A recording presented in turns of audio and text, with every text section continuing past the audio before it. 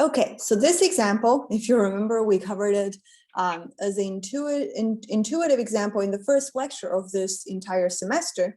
And I was saying that, okay, how can we find the sum of two uniform distribution when they're from 0 to 1, okay?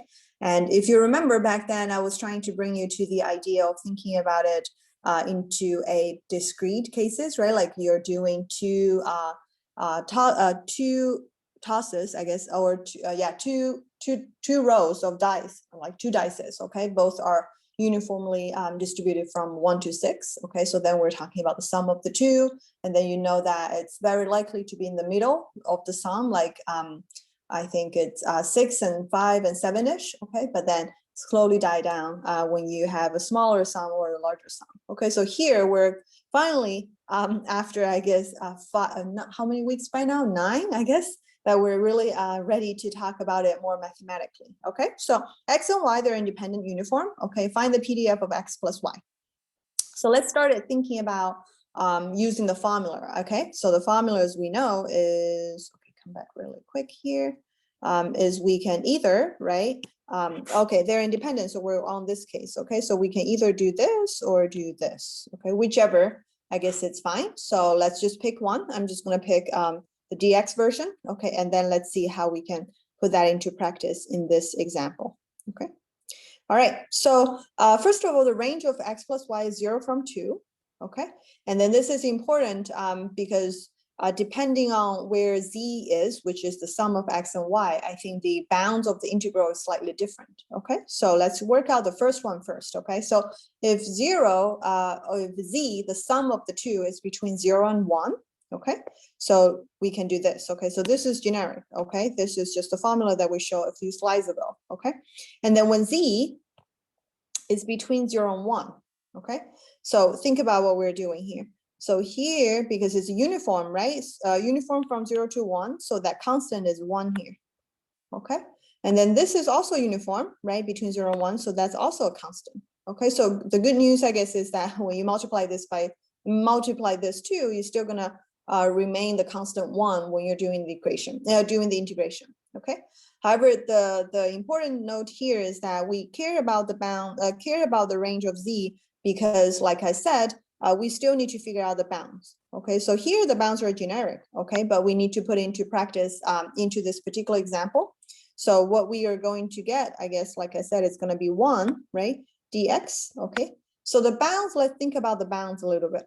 So x, as we know, is from 0 to 1, okay? But at the same time, so the lower bound, as you could imagine, is 0, sorry, okay? And then instead of negative infinity, okay? So the upper bound, I guess in this case, even though you might think, okay, it might be 1, but don't forget, it can never go above z because z is the sum of x, y, okay? So in this case, okay, the upper bound for this single integral is z, okay? Again, it's because z is between 0 and 1, okay? And then x can never, so x is always smaller than z, okay? Because y is non-negative, right? X plus y is z, okay? So that's the reason why when you have a range of z is between 0 and 1, you have the bounds from 0 to z for dx, okay? So let's see how we can do that. So let me clear this, okay? And once you do the integration, it just becomes z, okay? So what this is saying is that when z is between 0 and 1, it's PDF, which is the sum of x and y. Okay, z equals to sum of x and y. It's just z itself. Okay. All right. So that's that. Okay.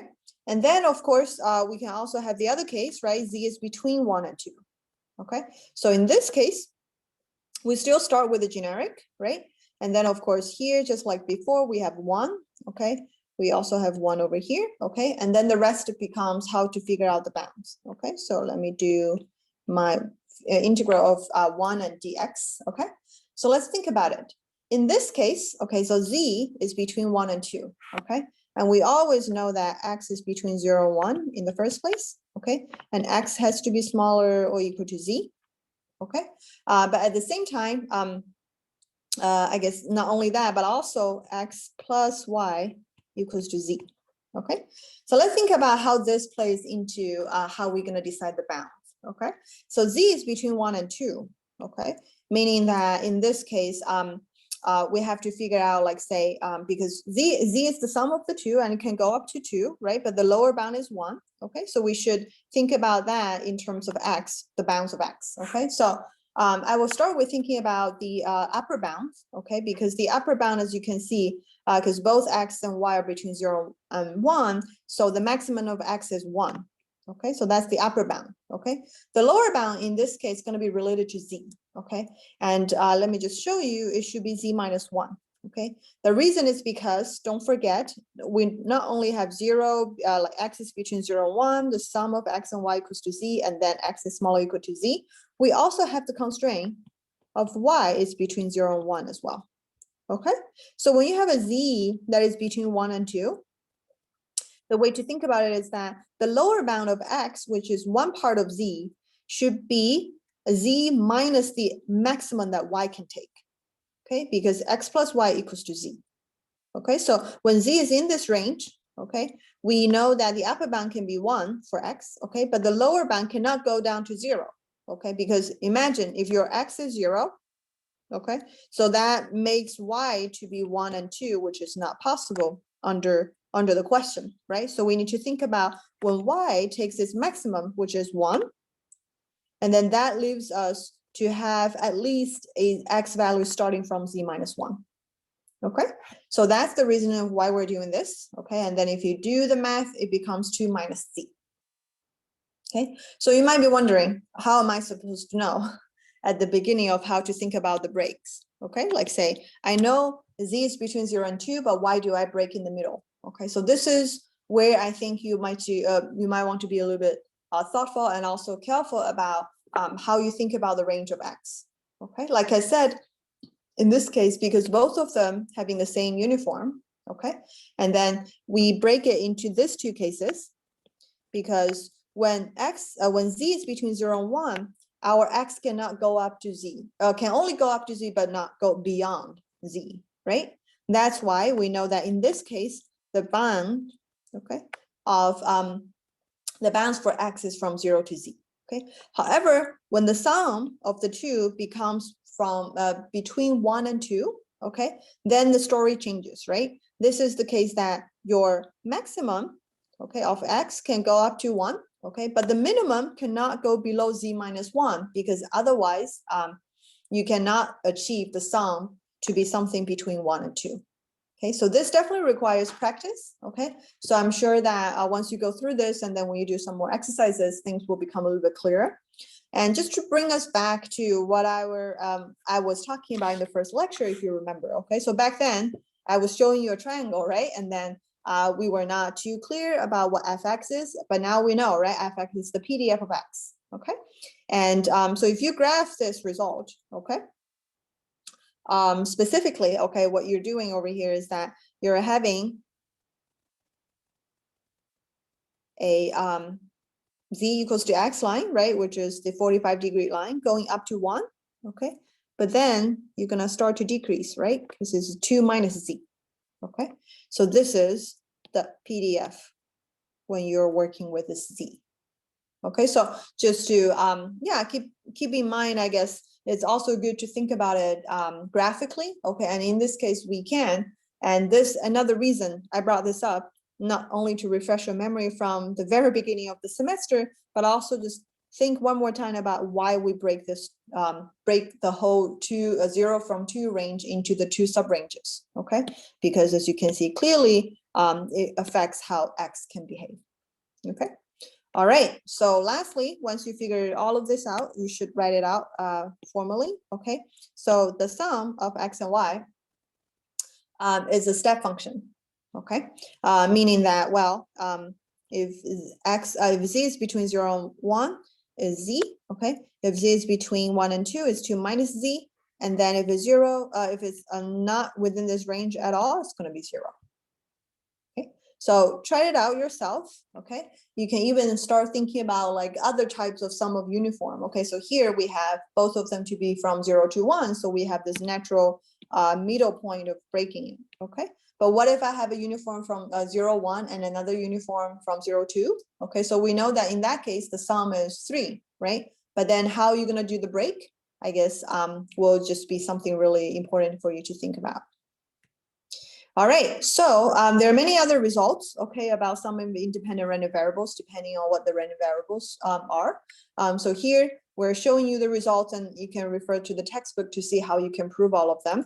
And I would just also mention that here we're not only talking about continuous random variable, okay, you can also do that for discrete random variable like Poisson and binomial here. So general results, not very surprising, okay? So if you have two normal, okay, independent, mu1 sigma 1 square and mu2 sigma 2 square, it turns out that the sum of the two is a new normal with the sum of the two means, okay, and the variance of the sum of the two variances. Okay, so the mean is mu1 plus mu2, and then sigma 1 square plus sigma 2 square. Okay, for Poisson, if you have two independent Poisson, okay, first one with rate parameter lambda 1, the other one is rate parameter lambda 2, then the new Poisson is actually just a Poisson with the sum of the two rates.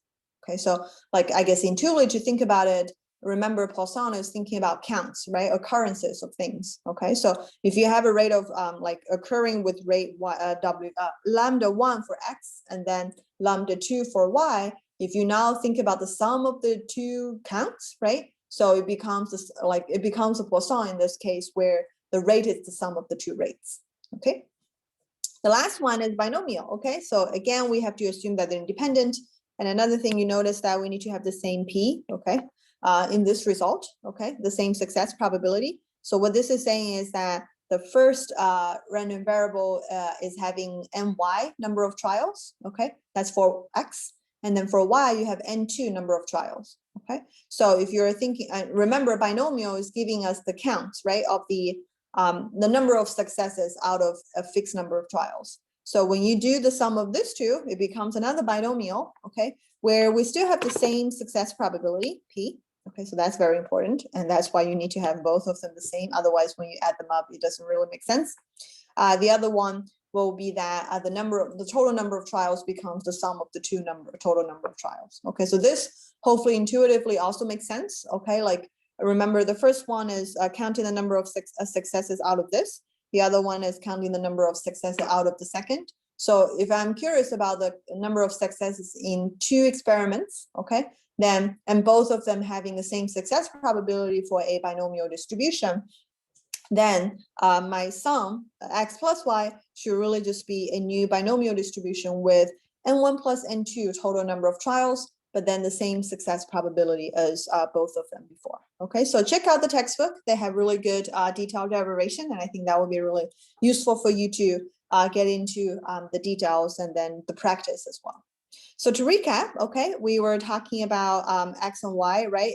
First of all, like we need to go back to what we talked about before of the definition of independent, okay?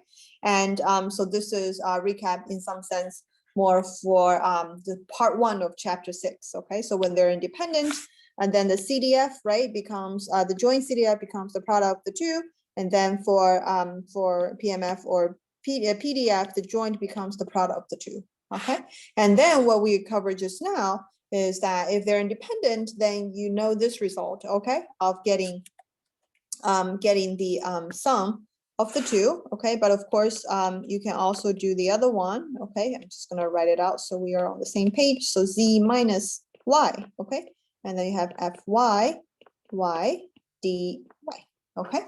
So this is the new result, and of course, when you're working with specific exercise, you have to put into the specific context to figure it out, okay? So we did the one with the uniform, but then we also talked, I guess, about the normal, the Poisson, and the binomial. So I highly recommend you to check them out. And I guess just briefly also, this is the results, right? When they are continuous random variable, right? But if you're working with binomial and Poisson, which are both discrete random variables, then this integration becomes a summation, okay? But you still, once they are independent, you can still break them into two and then figure it out over there.